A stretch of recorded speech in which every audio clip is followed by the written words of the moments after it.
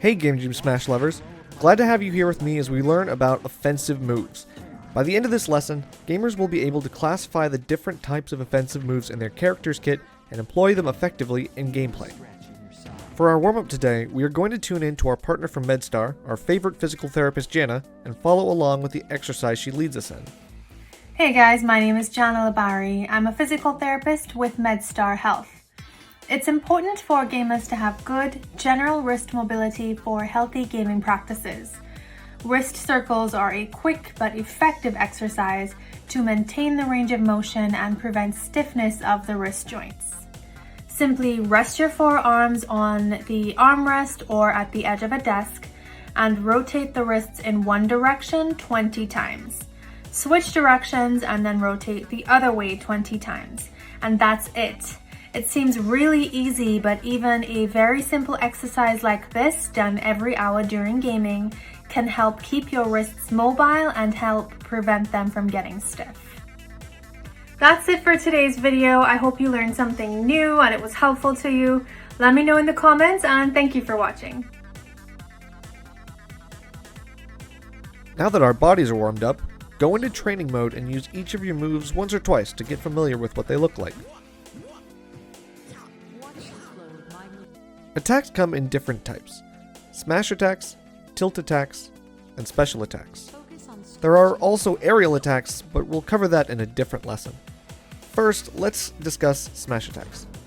They are usually your character's strongest attacks, but they are rather risky and can get you knocked out, that's KO'd for short, if you miss. What makes them unique is that they can be charged. It takes 1 second to charge a smash attack, and with a few exceptions, that charge can be held for 2 more seconds. Charging a smash attack can give it up to 1.4 times the damage, and is often utilized to secure stocks at early percents. They are only able to be used on the ground, not in the air, and some can even be angled down. To perform a smash attack, push the control stick quickly while pressing the A button.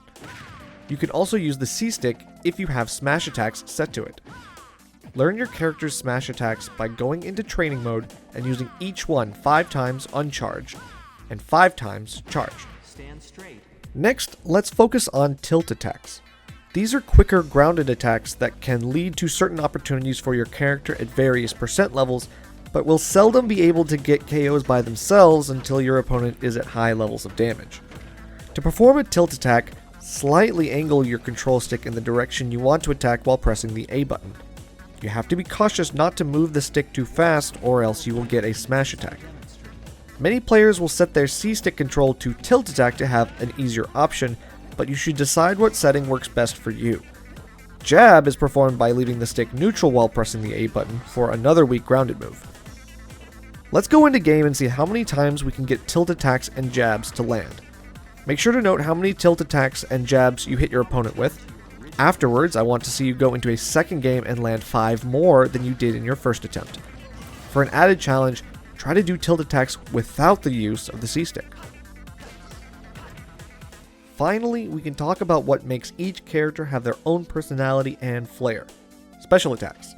These are generally unique moves to a character's style and can do all manner of things depending on when or how you use them. They can be projectiles, movement enhancing abilities, recovery moves, or something completely different. Performed using a direction or no direction on the control stick and the B button, special attacks must be practiced and managed effectively in order to win games. They are a major part of your character's game plan. They, unlike smash attacks and tilt attacks, can be used in the air, and sometimes will act differently if they are. Play a game against a CPU or a friend from our Game Jam community and try to only use your special attacks. Nothing else. That's right, you heard me. Nothing else. Discover the differences in how you can use the special attacks in the air and on the ground, even in recovering from offstage. Can you tell what those differences are? Focus on stretching your back. For our Scrim with a Purpose time today, have an extended play session with one or a few friends in rotation and experiment with using your tilts, smash attacks, and special attacks in tandem to perform combos if you know them, or to discover something new. There's always an opportunity for more knowledge. While not playing, watch how other players' attacks help them win games. Think about if you notice anything from their gameplay that you can implement into your own gameplay, or if they do things that you would do differently. Challenge yourself to become a better player. Take the time to consider what moves are your character's best moves. Which ones are the fastest?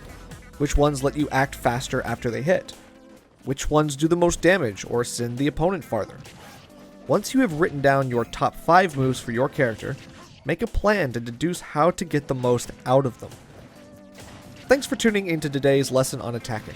Don't forget to comment on this video with your favorite character so others can learn a little more about your specific gameplay.